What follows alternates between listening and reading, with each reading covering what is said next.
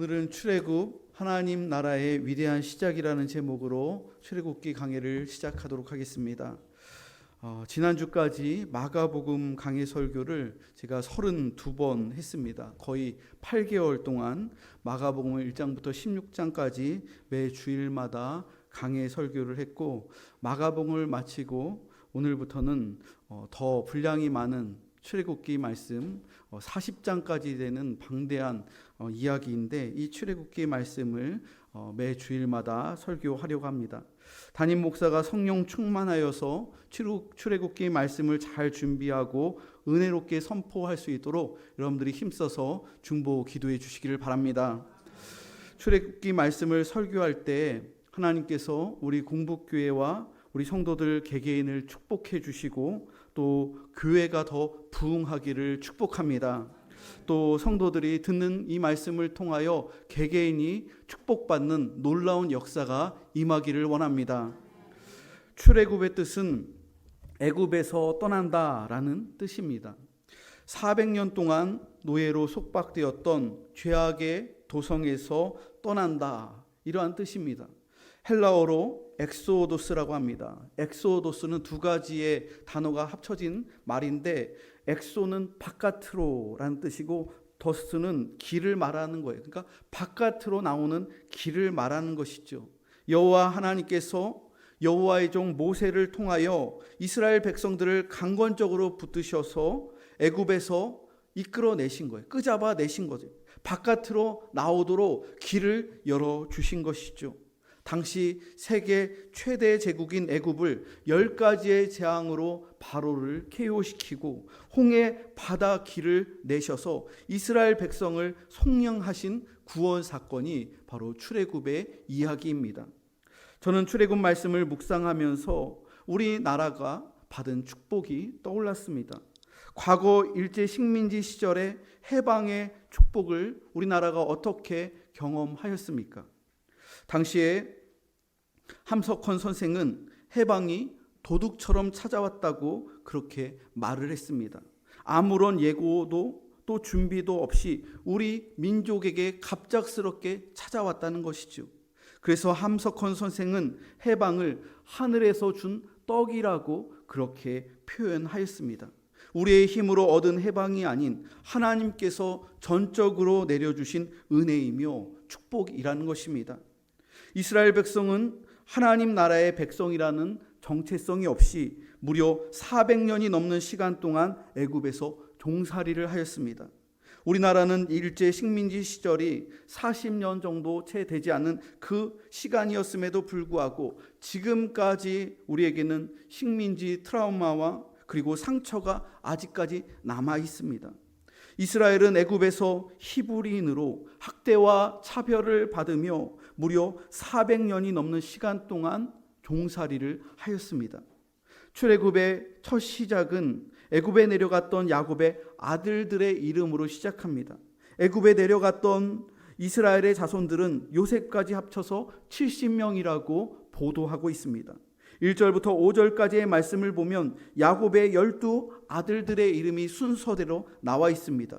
그리고 5절을 보면 야곱의 허리에서 나온 사람이 모두 70이요 요셉은 애굽에 있었더라. 여러분, 출애굽은 하나님 나라의 본격적인 시작입니다. 하나님께서 애굽에서 종살이하던 노예 백성을 속량하시고 구원하신 사건이 바로 출애굽입니다. 여러분, 하나님 나라는 처음에는 거창하게 시작하지 않습니다. 출애굽에 내려간 이스라엘 자손들은 다 합쳐봐야 70인에 불과하였습니다. 여자와 아이들까지 다 합쳐서 70명이었습니다. 우리 공북교회의 규모와 비슷합니다. 우리 교회 성도들이 한 명도 빠짐없이 자녀들까지 어린아이까지 모이면 70명 정도가 모일 수가 있습니다. 하나님께서는 이미 아브라함 때 아브라함의 자손을 하늘의 별과 같이 바다의 모래같이 번성하게 하겠다고 약속하셨습니다. 하지만 아브라함 이후 이삭과 야곱과 그의 아들들의 시대가 도래하였지만 아직은 70인에 불과했다는 것이지요. 하나님께서는 이스라엘 백성들을 더욱 크게 사용하시기 위해, 더욱 크게 부흥시키기 위해서 새로운 무대와 새로운 시간이 필요했다는 것입니다. 그래서 하나님께서는 가나안 땅의 큰 기근을 통해서 섭리하셔서 이스라엘 자손을 애굽이라는 새로운 무대로 옮기신 거예요. 그리고 400년이라는 긴 시간 동안 이스라엘 백성을 엄청나게 그 타지에서 부흥시키셨습니다. 7절 말씀을 보면 이스라엘 자손은 생육하고 불어나 번성하고 매우 강하여 온 땅에 가득하게 되었더라. 7절 한 절을 자세히 보면 무려 5번이나 반복해서 이스라엘 백성들의 숫자가 폭발적으로 부흥한 것을 증거하고 있습니다. 생육하고 불어나 번성하고 매우 강하여 온 땅에 가득하게 되었다. 모두 같은 의미입니다. 인구가 엄청나게 증가했다는 것을 말하는 것입니다. 처음 애굽에 들어갔을 때는 70명이었던 사람들이 400년이라는 시간이 지나면서 200만 명이 넘는 백성으로 그렇게 증가하였다는 것이죠. 아마도 이스라엘 여인들이 아이를 낳았다 하면 보통 10명 나면 적게 낳는 것이고 20명씩 그렇게 낳지 않았나 생각이 듭니다. 과거 우리나라도 자녀들을 10명씩 낳는 가정들이 있었잖아요. 하나님께서 이렇게 이스라엘 백성들을 숫자적으로 부흥케 하신 이유는 이스라엘 백성들을 하나님 나라로 세우시기 위한 하나님의 오묘한 섭리였습니다. 여러분, 하나님 나라에서 사람의 수는 대단히 중요한 요소입니다. 한국교회도 엄청난 부흥의 시대를 6.25 전쟁 이후에 이 나라가 세워지면서 또 자녀들을 많이 출산하면서 인구가 증가하면서 함께 또 경제가 도약하고 또 기독교가 폭발적으로 어려운 시대를 거치면서 큰 부흥을 경험하였습니다. 그때 당시에 교회를 세웠다 하면 그냥 땅만 확보하고 그냥 돗자리를 깔아놓거나 아니면 천막만 쳐도 사람들이 굉장히 많이 모였다고 합니다. 100명, 200명 그렇게 모이면 금세 300명 모이는 것이 그렇게 어렵지 않은 그런 부흥의 시절이 있었다는 거예요. 또 교회마다 살펴보면 교회 학교마다 아이들이 넘쳐났습니다. 작년 숫자보다도 오히려 아이들의 숫자가 각각의 그 부서마다 엄청나게 많았다는 거예요. 교회가 부흥한 이유가 무엇입니까? 성령께서 역사하셨기 때문입니다. 성령께서 한국교회를 축복하시고 목회자에게 권능을 주시고 성도들에게 성령을 부어주셨기 때문에 한국교회가 과거에 크게 부흥했다는 것이죠. 하지만 여러분, 오늘날 한국교회는 어떻습니까? 1990년대 중반부터 기독교 인구가 정체기에 들어가더니 2000년대에 들어서면서는 오히려 기독교 인구가 지금까지 감소세에 있습니다. 교단이 침체되고 교회의 문을 해마다 닫는 교회가 점점 많아지고 있다고 합니다. 그 이유가 무엇입니까? 사회학적으로 여러 가지의 요인이 있습니다. 인구가 감소하고 있기 때문입니다. 저출산 시대이기 때문에도 그렇습니다. 경제가 매년 침체돼서 그럴 수도 있습니다. 교회 성장학이나 미래학을 연구하는 학자들은 한국교회의 미래가 밝지 않다고 그렇게 전망들을 합니다. 성도들의 숫자가 앞으로는 점점 줄어들 거라고 얘기를 해요. 교회의 재정도 점점 줄어들 거라고 그렇게 예측을 합니다. 각 교회의 수요 예배 숫자가 곧 있으면 주일 예배 숫자가 된다고 그렇게 전문가들은 말을 해요. 예를 들어서 주일에 1000명 모이는 교회가 앞으로 가까운 미래에 수요 예배에 모이는 숫자가 주일 예배가 된다는 거예요. 1000명 모이는 교회 수요일에 100명 모이기 굉장히 힘이 듭니다. 50명, 60명 모이면 많이 모이는 거예요. 제가 서울에 있을 때도 수요 예배에 한 50명, 60명 정도밖에 안 모였어요. 그때 다른 교회도 다 돌아봤는데 서울의 사대문 안에 있는 교회들 10,000명 모이는 교회, 영락교회나 큰 교회들이 있는데 다 조사를 해봤는데 성도들이 주일 예배의 중심이기 때문에 수요일날 100명 모이는 교회 거의 없었다고 해요. 그런데 앞으로의 미래 가운데 그 많은 몇천 명 모이는 교회의 그 기독교 인구가 수요 예배 100명 간신히 모이면 1000명 교회가 100명이 되고, 그리고 그거보다 더 작은 교회는 더 작아진다는 거예요. 우리 공복교회는 요즘 수요일에 14명 혹은 많이 모이면 18명 정도 모이는 거예요. 그런데 우리가 자칫 잘못하면은 어떤 신앙에 대해서 우선순위를 놓치고 계속적으로 신앙생활을 2순위, 3순위로 미루다 보면은 나중에 우리가 교회 자리를 지키지 않고 사명을 감당하지 않으면 그 수요 예배 인원 10몇 명이 주일 예배가 될 수 있다는 거예요. 여러분, 이러한 사회적인 분위기와 교회의 침체기에서 우리들은 소망을 잃어버려서는 안 된다는 거예요. 다시 처음부터 시작하면 되는 거예요. 본질로, 교회의 본질로 돌아가면 된다는 거예요. 여러분, 지금도 주위를 돌아보면은 부흥하는 교회가 있어요. 많은 교회들이 침체를 하고 그리고 문 닫는 교회들도 있지만 그 교회의 큰 건물을 유지하지 못해서 교회를 팔아버리고 교회 문 닫는 교회들이 꽤나 많이 있습니다. 건축빚을 감당하지 못하고 또 성도들이 도시로 떠나면서 문 닫는 교회들이 많아지지만 그러한 가운데서도 소수의 교회들이 부흥하는 교회가 있다는 거예요. 성장하는 교회가 있다는 거예요. 1달란트를 땅에 묻어놓으면 그 1달란트가 어떻게 될까요? 5달란트 받은 종에게 돌아가는 거예요.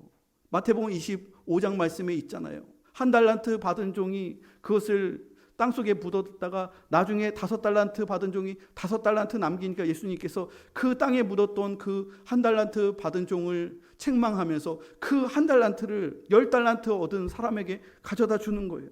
지금의 교회의 모습이 그렇다는 거예요. 땅에 묻어놓는 교회는 침체됩니다. 그리고 문을 닫는 교회가 나온다는 거예요. 그런데 5달란트를 모은 교회는 더 부흥한다는 거예요. 지금 그런 교회들이 있어요.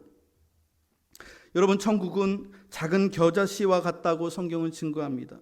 겨자씨는 세상에서 가장 작은 씨앗이 겨자씨라고 해요. 그 시작은, 겨자씨를 땅에 심을 때 그 시작은 굉장히 작고 미미합니다.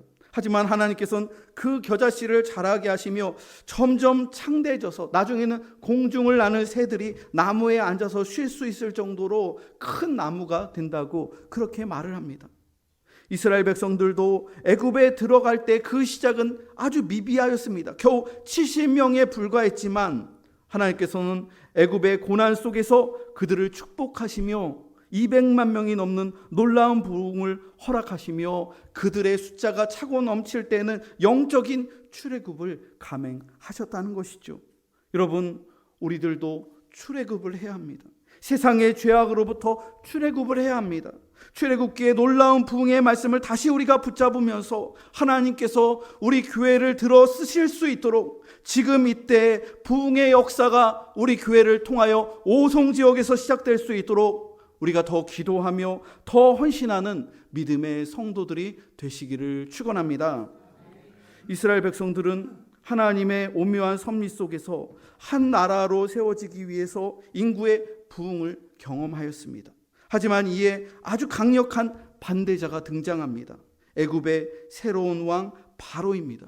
8절을 보면 요셉을 알지 못하는 새 왕이 일어나 애굽을 다스리더니, 여기서 요셉을 알지 못하는 새 왕이라는 것은 단순히 애굽의 바로 왕만 교체된 것이 아니라 애굽의 왕조 자체가 바뀌었다는 것을 의미합니다. 요셉이 총리로 있을 때 애굽의 왕조는 같은 셈족 계열인 힉소스 왕족이었습니다. 그래서 같은 그 피부색도 비슷한 셈족 계열이었기 때문에 요셉과 그 야곱의 자손들에게 우호적이었다는 거예요. 그 70명을 받아들이는데 우호적이었다는 거예요. 하지만 400년의 시간이 지나면서 전혀 다른, 피부색이 다른, 전혀 다른 민족이 들어왔고 그리고 왕조를 찬탈한 것입니다.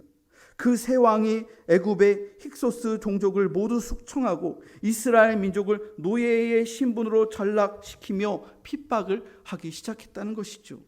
애굽의 새 왕은 이스라엘 자손이 폭발적으로 인구가 증가하는 것을 목격하면서 상당히 위기의식을 가졌습니다. 자기가 침략해서 그 왕조를 빼앗은 걸 알기 때문에 그 많은 잠재적인 그 히브리 민족을 보면서 굉장히 불안감을 가졌다는 거예요. 그래서 애굽의 새 왕은 이스라엘 사람들이 더 이상 증가한 것을 막기 위해서 전략을 세웁니다. 그 전략은 매우 조직적이고 체계적인 전략이었습니다. 첫 번째는 강제 노역이었습니다. 이스라엘 백성들에게 감당하기 힘들 정도의 어려운 일들을 맡긴 거예요. 그들에게 인구가 축소될 수 있도록 그들의 육신을 굉장히 힘들게 남녀노소를 막론하고 다 힘들게 강제 노역을 시킨 거예요. 이 전략은 일석이조의 효과를 노린 전략이었습니다. 여러분, 오늘 본문의 13절과 14절 말씀 한번 보세요. 13절과 14절을 함께 읽어보겠습니다. 시작.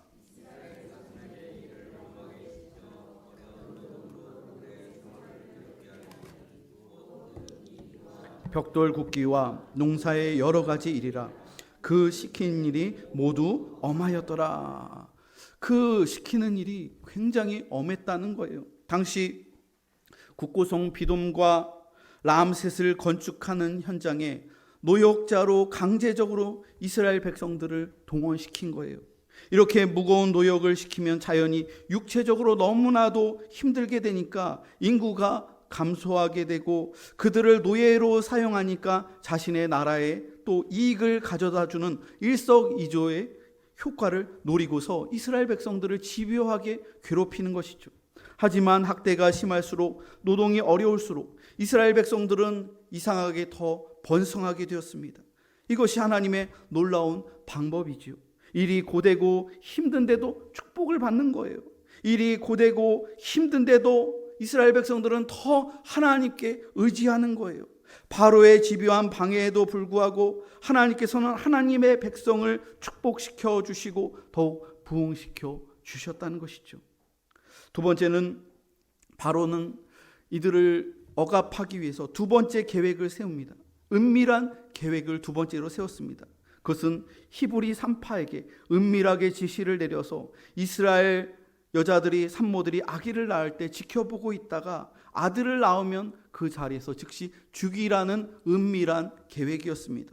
오늘 본문의 15절과 16절을 한번 보겠습니다. 15절과 16절입니다. 시작. 애굽 왕이 히브리 산파 시뿌라라 하는 사람과 부아라 하는 사람에게 말하여 이르되 너희는 히브리 여인을 위하여 해산을 도울 때 그 자리를 살펴서 아들이거든 그를 죽이고 딸이거든 살려두라. 하지만 이 악한 계획도 두 산파의 믿음 때문에 좌절되었습니다.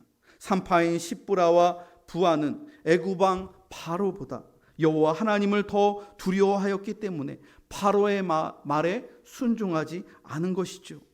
이것도 저것도 되지 않자 바로는 노골적으로 나서서 가장 악한 명령을 내렸습니다. 세 번째 단계로 애굽의 신하들로 하여금 이스라엘 백성들에게 남자아이가 태어나면 직접 나가서 모두 나일강에 던져 악어 밥으로 주라는 그러한 시행 명령을 내린 것이죠. 22절입니다. 함께 22절을 읽어보겠습니다. 시작. 그러므로 바로가 그의 모든 백성에게 명령하여 이르되 아들이 태어나거든 너희는 그를 나일강에 던지고 딸이거든 살려두라 하여더라. 여러분, 항상 하나님 나라가 부흥하며 또한 확장될 때 시기하는 세력들이 항상 있습니다. 강력하게 반대하는 악한 세력이 있습니다. 교회가 더욱 부흥하려고 하면 완강하게 반대하며 반항하는 사람들이 꼭 있더라는 거예요. 하나님께 더욱 헌신하며 하나님의 말씀대로 살아가려고 결단만 하면 방해하는 사람들이 꼭 있다는 거예요. 특별 새벽 기도회 때 새벽마다 나오겠나라고 결단하지만 나갈 수 없게끔 만드는 환경과 이유가 무수히 많이 생겨나기 시작합니다. 주일마다 주님 앞에 열심히 나와서 하나님께 예배드리겠다고 결단하지만 봉사하겠다고 다짐하지만 사탄은 우리를 여러 가지 방법으로 쓰러뜨리고 무너뜨리고 또 좌절시킵니다. 사탄은 우는 사자처럼 교회를 무너뜨리려고 합니다. 목회자를 넘어뜨리려고 합니다. 목회자를 좌절시키려고 합니다. 장로님을 무너뜨리려고 합니다. 그리고 권사들을 시험에 들게 합니다. 청년들을 신앙적으로 실패하게 만듭니다. 교회가 분열하고 깨지도록 사탄은 교회의 부흥을 미워하고 그리고 반대한다는 것입니다. 하지만 하나님께서는 사탄의 이러한 집요한 반대와 방해에도 불구하고 하나님의 역사를 능력 있게 이루어 가십니다. 이스라엘 백성들은 바로 왕의 집요한 반대와 박해에도 불구하고 더욱 부흥을 이루며 나갔더라는 거예요. 어려운 일들과 또한 힘든 일들과 그리고 반대적인 그런 박해와 여러 가지 상황 속에서도 하나님을 의지하고 하나님만 바라보면 하나님께서는 그 어려운 환경들을 이겨낼 수 있는 믿음과 축복을 더하여 주심을 믿으시기 바랍니다. 이러한 영적인 암흑의 세상 속에서 한 줄기의 빛이 오늘 본문 말씀 가운데 비춰집니다. 그 빛은 이런 죄악된 세상 가운데서도 하나님을 경외하는 사람들이 있었다라는 거예요. 하나님을 두려워하는 사람들이 있었더라는 거예요. 그 사람들은 바로 히브리 산파들입니다. 이 산파들의 이름은 십보라와 부하라는 두 여성이었습니다. 당시 바로의 말은 아무도 거역할 수 없는 절대적인 명령이었습니다. 사람을 살리고 죽이는 모든 권한이 바로의 말 한마디에 결정되었습니다. 그런데 바로가 두 히브리 산파에게 이스라엘 여성들에게서 태어나는 모든 남자 아기를 죽이라고 명령합니다. 하지만 이들은 목숨을 걸고 바로의 그 명령을 어겼습니다. 그리고 남자 아기를 살렸습니다. 산파들이 어떻게 해서 바로 왕의 절대적인 명령을 어기고 남자 아기들을 살릴 수 있었을까요? 오늘 본문의 17절에 이렇게 나와 있습니다. 그러나 산파들이 하나님을 두려워하여 애굽 왕의 명령을 어기고 남자 아기들을 살린지라.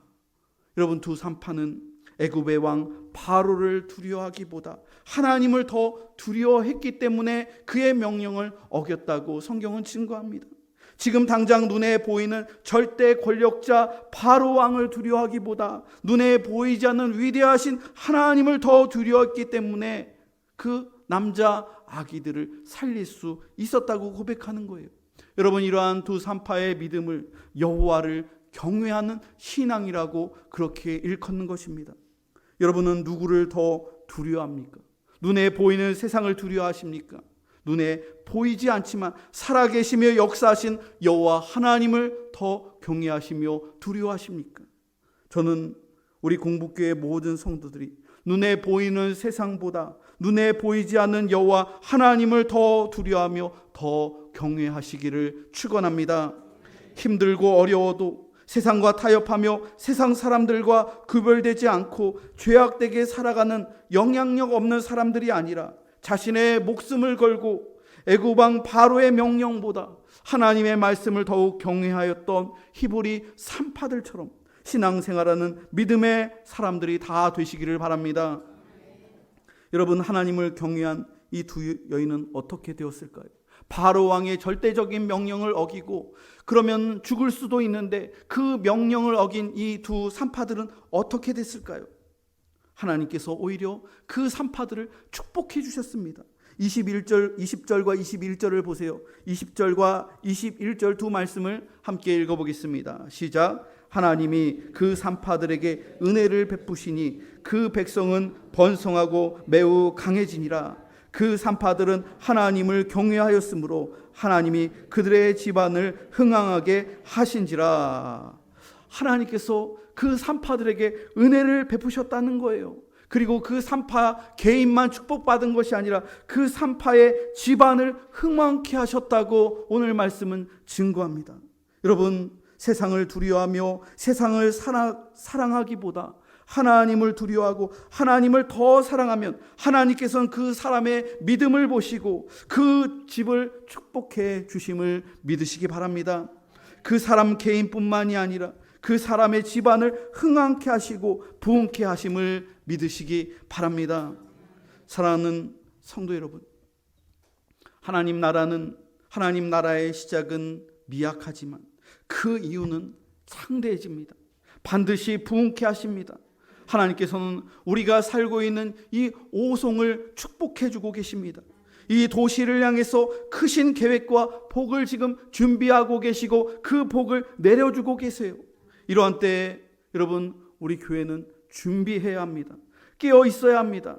하나님께서 축복을 내려주실 때 그 축복을 감당할 수 있는, 그 축복을 담을 수 있는 그릇을 우리가 준비해야 한다는 거예요. 하나님께서 우리 교회와 성도들에게 1달란트에서 이제 2달란트를 주셨습니다. 그 2달란트를 가지고 여러분, 우리가 준비를 해야 된다는 거예요. 더 열심히 사역해야 된다는 거예요. 더 열심히 신앙생활해야 된다는 거예요. 더 열심히 봉사해야 된다는 거예요. 그러면 그 2달란트가 4달란트가 되고 그 4달란트가 8달란트가 되는 거예요. 하나님께서 이 계획을 우리와 우리 교회를 향해서 예비하고 계신다는 거예요. 여러분, 우리 교회의 성도들은 전도의 산파가 되어야 합니다. 한번 따라해 볼까요? 전도의 산파. 세상을 두려워하기보다 하나님을 두려워하는 산파가 되시기 바랍니다.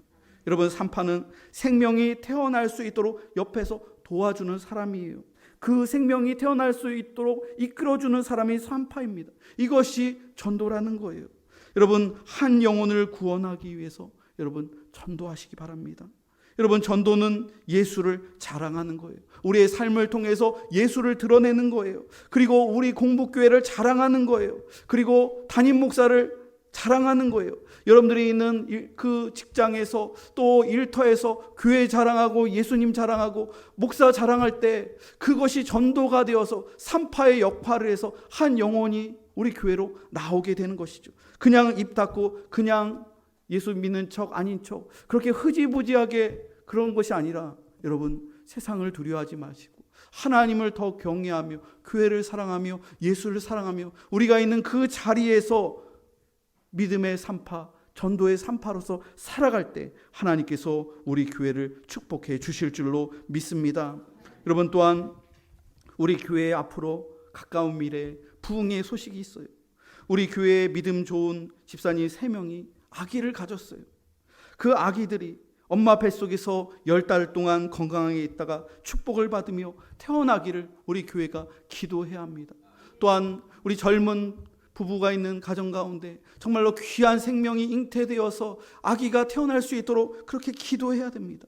축복된 출산을 통해서 또 남편들도 예수 믿고 구원받는 놀라운 전도의 역사가 나타나기를 축원합니다. 우리들이 전도의 산파가 되어야 된다는 거예요. 믿음의 산파가 되어야 된다는 거예요.